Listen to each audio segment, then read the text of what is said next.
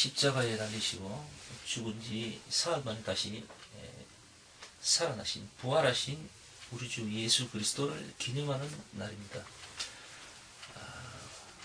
오늘도 이 말씀을 듣는 모든 이들에게 또한 그 가정 위에 우리 주 예수 그리스도의 산 소망과 부활의 꿈들이 가득하기를 소원해 봅니다.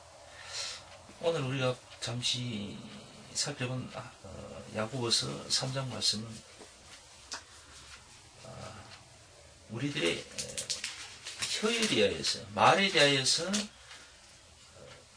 조심할 것을, 신중할 것을 이야기하고 있습니다. 사람의 혀가 참으로 만가지 죄악 중에 죄악이라, 그렇게 말씀을 이야기하고 있는데, 먼저 전반부 말씀을 한번 살펴볼까요? 1절 말씀 다시 한번 보겠습니다. 내 형제들아, 너희는 선생된 우리가 더 큰 심판받을 줄을 알고 많이 선생이 되지 말라. 이렇게 되어 있습니다. 다른 사람을 가르친다는 것은 참 어렵고 힘든 거죠.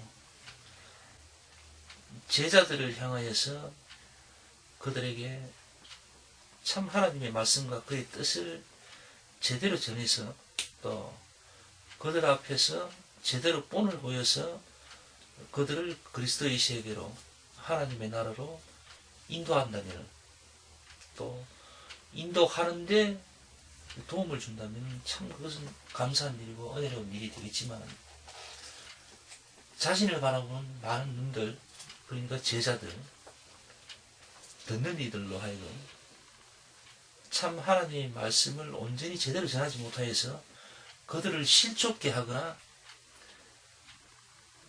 그들의 영혼이 상처를 입고 방황하게 만들 때, 그때에는 그 선생된 자가 죄 없다, 그렇게 말할 수는 없겠죠. 그래서 참으로 선생된 자는 많은 영혼들에게 참 지대한 영향을 미친다고 할 수가 있습니다. 그래서 오늘 야고보 선지자는 많은 사람들이 선생되기를 바라지 마라, 이렇게 이야기하고 있습니다. 그만큼 위험하고도 또 중요한 직분이라 그런 말씀을 한 것 같습니다. 지금 이 말씀을 전하고 있는 저도 사실은 선생이 되고자 하는 그런 마음은 사실은 없었습니다. 또 그런 꿈도 사실은 없었고요. 왜냐하면 제 자신이 인터넷에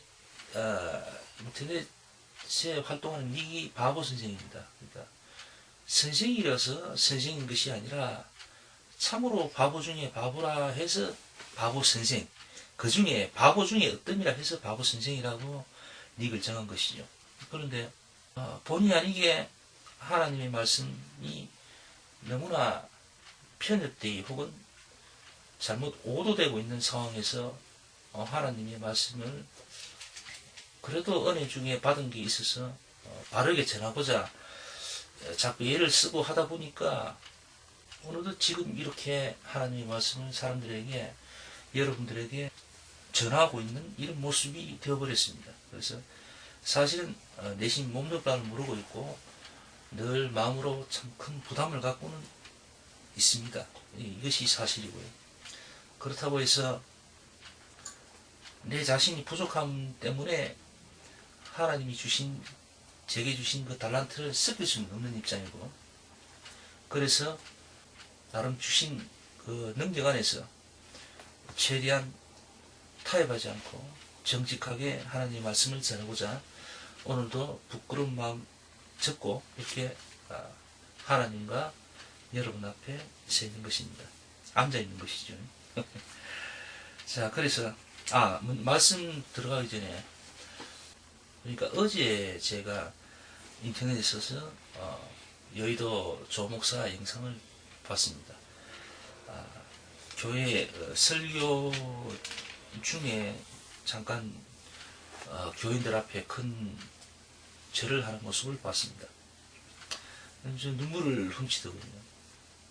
자신이 그동안 교회에 큰 누를 끼쳤다. 그래서 그 자신이 속한 그 소속된 교회가 교인들이 참 어려움을 당했었다고 고백을 하면서 사죄를 하는 모습을 봤습니다. 그러면서도 자신과 자신의 가족들을 그리스도의 은혜로 또 그리스도의 긍휼로 불쌍히 여겨달라 그렇게 또 말을 하더군요. 사람의 마음을 우리가 그런 모습을 통해서 어찌 평가를 할 수가 있고 온전히 들여다볼 수가 있겠습니까? 그러나 어쨌든 그 내용을 내용에 대해서 이렇고 저렇고 이야기하기보다는 사실은 조영기 목사가 지금까지 한국 교회에 미쳤던 그 영향들, 그가 한국 교회를 향하여서 내뱉었던 말들, 가르침, 그것들이 오늘날의 이 한국 교회의 모습들로, 열매들로 지금 너무나도 밝히 드러나고 있는 그런 실정이죠. 그래서 정말 어떤 한편으로는 굉장히 안타까운 마음, 또 한편으로는 굉장히 답답하고 씁쓸한 마음, 그리고 한편으로는 마음 깊이 정말 울분에 찬 그런 심정이 저는 자꾸 들곤 합니다. 그가 어찌되었든 줄곧 하나님을 이야기하면서 예수님을 이야기하면서 참 오랜 동안이죠. 계속해서 많은 사람들에게 기복신앙을 심어줬고 성공신학을 심었습니다. 그것이 사실이죠. 그래서 지금도 한국 교회에서 이 조영기 목사가 미치는 영향은 참으로 지대합니다. 아니, 한국 교회뿐만 아니라 세계적으로도 그렇죠. 과언이 아니죠. 세계적으로 봐도. 그래서 그런 신학적인 그런 가르침의 문제뿐만 아니라 그가 가족들과 그동안 세상 법정에서 이러쿵저러쿵 일어나는 모든 일들을 생각하면 정말 기가 막힙니다. 그런데도 그 영상에서 잠시 나왔지만은 그가 사죄를 한다고 절을 하니까 그 교회 성도들이 와 하면서 자세히 들리진 않지만은 아이고 목사님 하면서 난리가 곡소리가 다 들리더군요. 그 장면을 보면서 문득 연상되는 것이 왜 있잖아요. 김정일이 어떻게 외국을 나가거나 아니면 중국을 갔다 오거나 또 나가거나 아니면은 하여튼 어떤 시내의 사람들이 이제 막 뭉집혀갖고 그 환영 인파들로 막 몰렸을 때 막 인공기를 흔들면서 여인네들이 막 만세 외치잖아요. 하나같이 대단하게 하고 있잖아요. 그때 어떤 여인들은 막 눈물을 막 걸성이고 우는 사람도 있죠. 김정일이가 누군지는 우리는 명확하게 알고 있는데 그 사람들은 그 김정일을 그렇게 신적인 존재로 감동되어서 막 그렇게 흔들 정도로 대단한 사람이라고 여기는 것 같아요. 그 쉽게 말하면 아주 광적이죠. 그 김정일이가 그렇게 환영받을 인물인가요? 그러나 그 사람들은 그 김정일을 보고 아니 막 흥분을 하는 거지. 그 장면들이 연상이 되더라고요. 그 여의도 교회의 그분들은 조 목사가 그런 존재인 거예요. 그러니까 일반적인 사람이 아니죠, 조 목사는. 이미 그런 우리와 같은 일반적인 사람의 차원을 넘어섰습니다. 그래서 그가 참으로 안타깝게 보이는 거죠. 불쌍해 보이고 어쩌다가 저 지경이 됐을까 라는 생각밖에는 들지가 않습니다.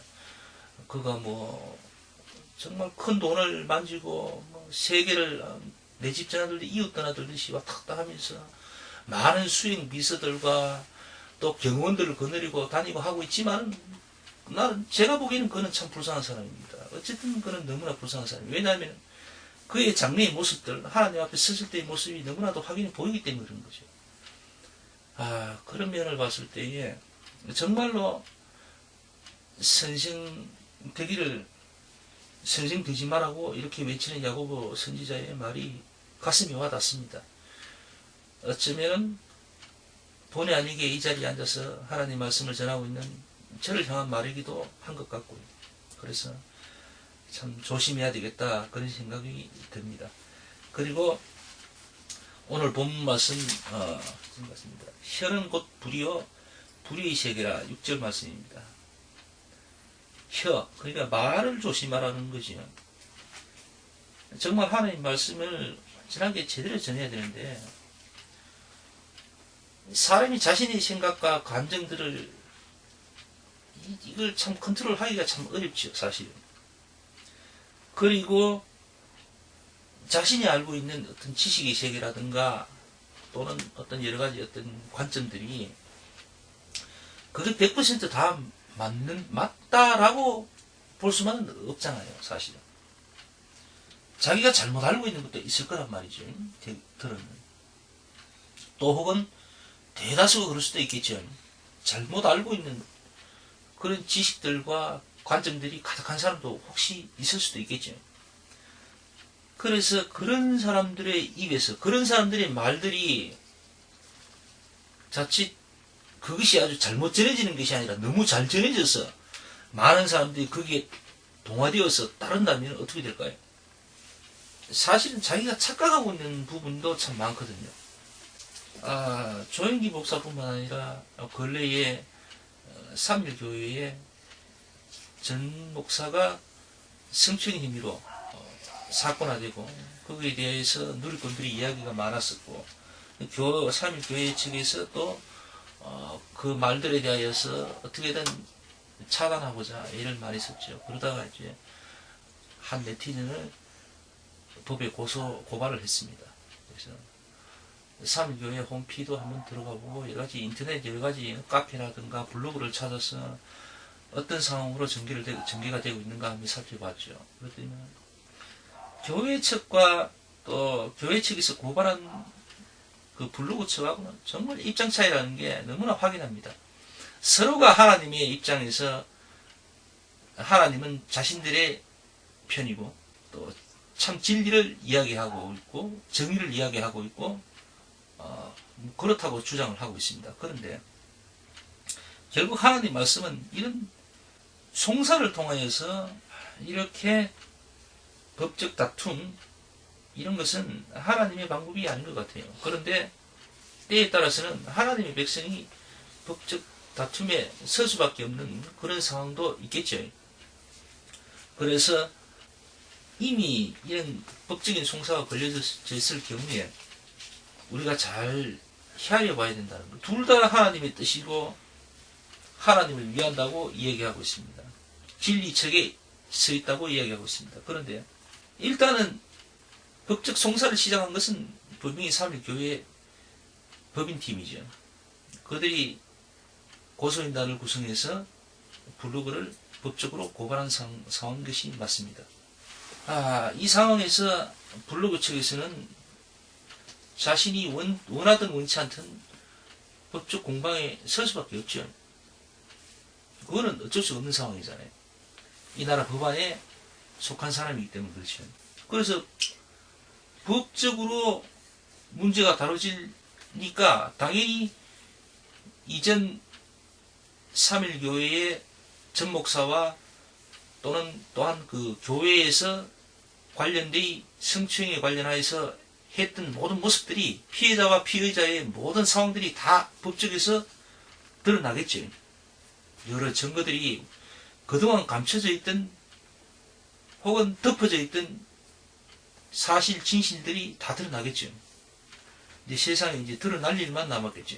그런데 교회 측에서는 하는 수 없이 블로그 측에서 블로그를 닫지 않은 그 삼일교회 자신의 교회에 대해서 관련된 글들을 내리지 않기 때문에 법적으로 고발을 하였다 이렇게 되어 있고 블로그 측에서는 삼일교회의 잘잘못을 대하여서 더 이상은 관련하고 싶지 않았는데 또 실제적으로 다른 어떤 활동이 없었음에도 불구하고 삼일교회에서 전 목사를 사임시키고 느닷없이 자신의 블로그를 법적으로 고발하였다 해서 자신도 이제는 더 이상 달리 선택의 도리가 없다라고 지금 하고 있는 형편이죠.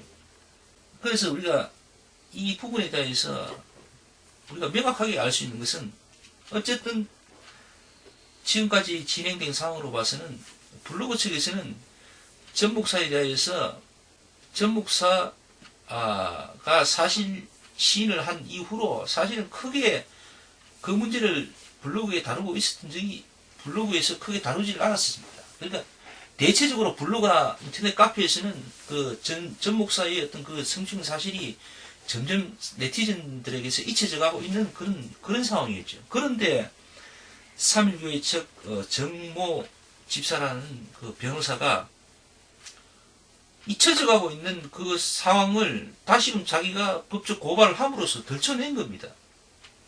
왜 그랬을까요? 그 정집사, 그 정변호사라는 분은 도대체 무슨 생각을 갖고 다시금 세상에 부끄러운 그 사건들을 다시 덜쳐서 다시 한번 하나님과 교회의 얼굴에 똥칠을 하려고 하는지 이해를 할 수가 없습니다. 어쨌든 그런 상황이죠. 그래서 세상의 모든 말들이나 일어나는 일들은 우리가 유심히 제대로 알아야 되는 거죠. 잘 살펴야 된다는 거죠. 하나님께서 믿는 사람들은 그냥 온전히 그냥 거룩한 모습, 아름다운 모습만 지켜야 되기 때문에 누가 옆에서 어떤 불의한 일을 행해도 모른 척하고 그냥 덮어주고 그냥 예의하고 다 그냥 놔두라. 그렇게 하나님이 말씀하신 적이 없습니다. 분명히 잘못된 것은 잘못됐다고 말하라고 했습니다. 그것이 하나님 뜻이죠. 그래서 오늘 야고보서 말씀도 또한 마찬가지입니다. 한 입에서 단물과 썰물이 나게 되냐 이렇게 이야기하고 있죠. 이 말에 대해서 분명히 제대로 해석을 해야 되는 겁니다. 하나님의 사람은 오직 그 입에서 단물만 나와야 된다. 그 이야기는 아니죠. 그 단물의 정의와 의미도 제대로 알아야 되는 거죠. 오늘 말씀 여기까지 하겠습니다.